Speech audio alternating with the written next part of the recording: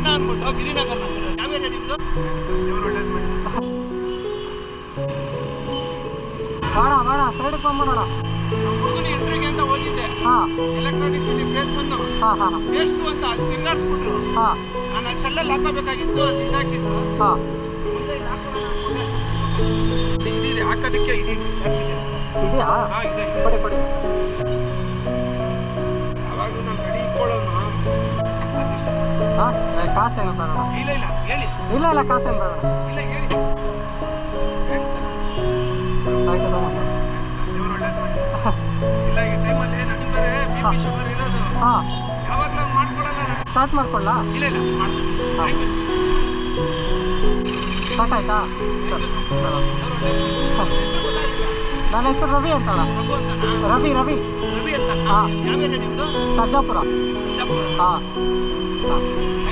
ನಿಮ್ಮ ಹೆಸರು?